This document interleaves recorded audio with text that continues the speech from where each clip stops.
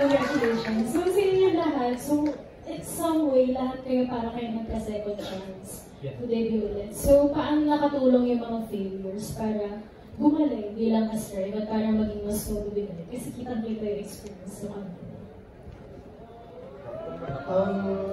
For us po, sobrang laking tulong po yung second chance namin. Sobrang happy namin na nagkaroon kami nito. And yeah, yung experience namin from Dreammaker hanggang ngayon, sobrang naka-help sa amin na maging confident sa harap ng maraming tao. So, yung banding din namin talaga sobrang laking tulong din. No? So, sobrang thankful kami sa management, sa second chance na binigay po nila sa amin. Yes, sir. Thank you po. Yeah, I wanna ask din kasi na-mention niyo yung bonding ninyo. And something that's very important pagdating sa mga grupo at sa mga P-pop groups din is yung chemistry. At na-mention ni Ishiro, gumagano na siya. May mga ups and downs, I'm sure, leading to this moment. How do you guys help each other when some members are at their lowest and you want to help them and bring them up? Ako po bilang kuya, pinapakinggan ko po talaga yung bawat side ng bawat isa. Pero hindi mawawala yung mga tampuhan, normal siya or misunderstandings. Pero bumabalik pa rin kami sa reason kung bakit gusto namin magsama-sama. Tapos pinaparating ko sa bawat isa kung ano yung nararamdaman. Pinapaintindi ko rin sa kanila yung POV ng isa para alam nila, maintindihan nila yung isa't isa. Ganun namin na aayos yung mga ups and downs namin. So, nag-set din kasi kami ng rule na dapat pag may problema tayo, ayusin natin right away. Kasi mahirap pagka yung kinikimkim mo siya, mahirap siya eh. So, I think mas dun kami titibay sa mga problema na yun. Pag mas may naayos kami, mas titibay siya. So, ganun po namin hinandle. Kitang-kita naman yung closeness ninyo every time you guys step on stage. So, siyempre, itong next set of questions are from Nika Sabio from Push ABS-CBN. Para kay Rusu. Ikaw, Brad. Kabahan ka na. Joke lang. Ito, as Filipino music blooms and rises nowadays, what do you aim to relay to your fans and achieve as a group? Gusto namin na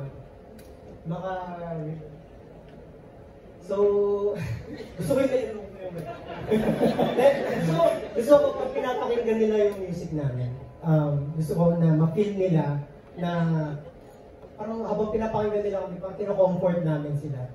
Ganun. So gusto namin makarelate sila sa amin and ma-inspired sila na kaya din hindi lang Kaya mo yan, bro! Kaya mo yan! Easy lang! Okay na! Gusto ko lang ma-feel nila na kami yung tahanan nila habang pinapakinggan nila. Ayan naman pala. Na-feel niyo ba yun? Ayan, iiyak na seryoso. Thank you so much for that wonderful answer, brother. Ito naman for Ishiro. How do you guys feel that you are officially debuting now? And how do you guys feel the pressure and how do you handle it? Woo! Can you repeat po? Ayan. How do you guys feel that you are officially debuting now? And how do you guys handle the pressure that comes along with it? What do we feel now that we've debuted? Sobrang relieved po. Kasi now we can say that it's official na talaga. Na throughout, di ba, many years, we're called a pre-debut group. And now we can proudly say na we have debuted officially. And para naman siguro sa pressure, every performance talaga and every day of our life we feel the pressure. Pero it's a good kind of pressure kasi doon hindi nawawala yung fire sa mga puso namin and yung para mag-strive kami na galingan araw-araw. So, yeah, I'm happy na yung pressure na yun is maganda yung kinakalabasan kasi natatranslate kasi ginagawa talaga namin yung best namin every time.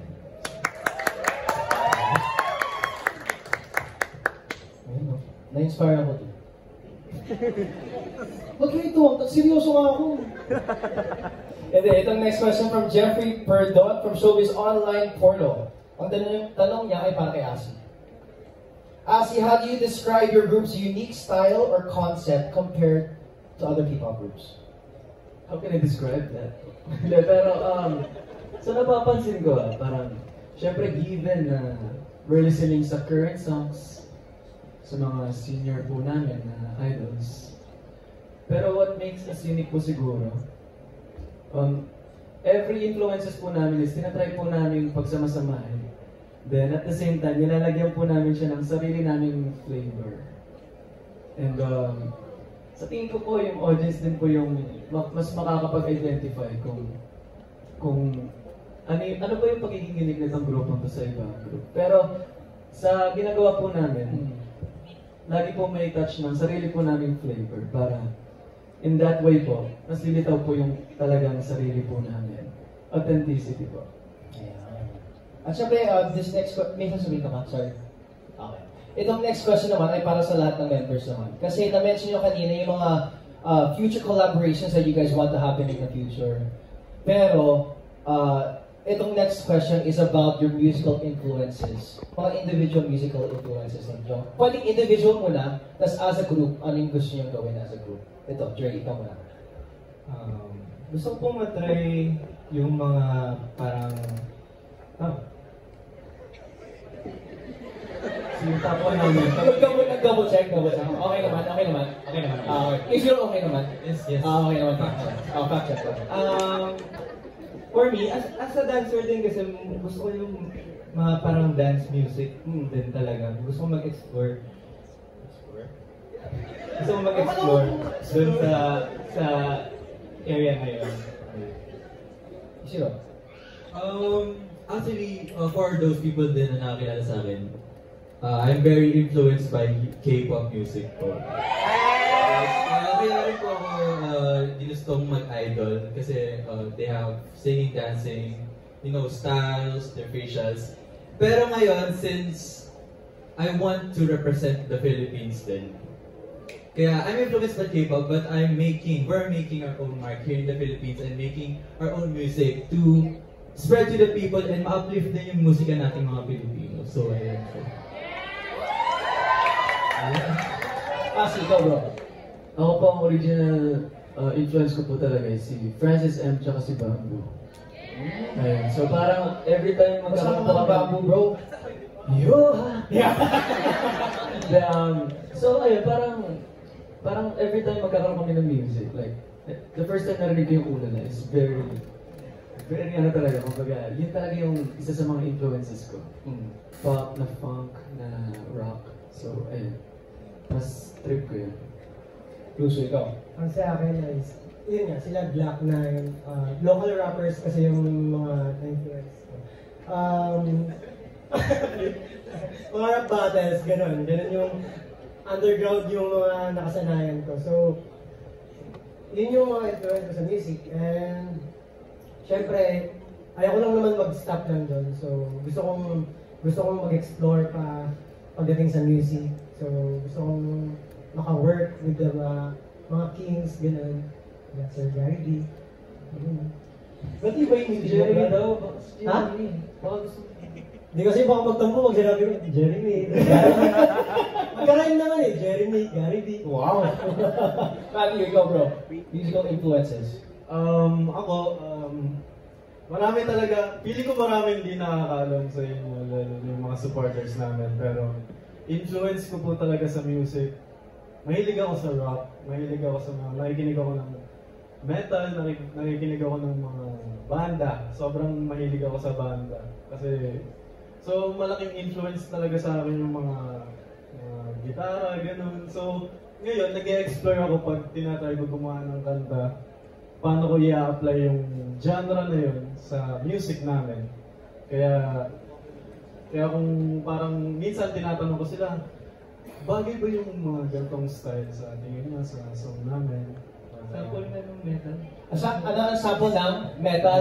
Pasample na ng metal, Matthew.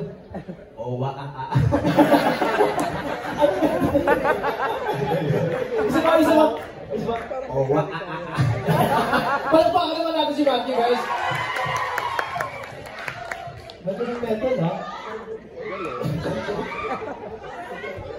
Ayan, pero syempre, before we move on to the next set of questions, we have to congratulate Rive dahil the hashtag Rive Has Arrived is now trending on X. Congratulations, guys.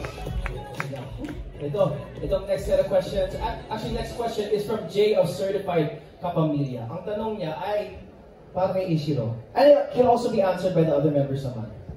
Name a good trait ng mga kasamahan mo na pinakagusto mo for each one. Sige, simulan ko din. I think po si Dre is determination. Determination. Yes, Paano niya pinapakita yung determination niya? Kasi I think I can say, out of all of us, siya yung pinaka-strong talaga yung mentality din. Kasi kung ano yung nakaset sa utak niya, gagawin niya talaga. Kasi hindi mo siya mapipigilan. Wala kang magagawa. Wala kang magagawa. Kung ano yung ina-aim niya, kung anong gusto niyang maabot, magawa, gagawin niya talaga. And si Asi naman, pinaka-gusto ko sa kanya is yung wisdom niya. Kasi mapapafeel niya talaga. Natatawa si Matthew. Ba't ka natatawa, bro? Wisdom to Wisdom yun. Mapapafeel niya talaga sa'yo na okay, kumalma ka, everything will be alright. Na parang mapapafeel mo na, I feel supported, I feel safe. Na kakayanin ko to everyday. So, ayan, kay Russo naman is, I think, he pushes us to become better versions of ourselves. Connected na rin yung creativity.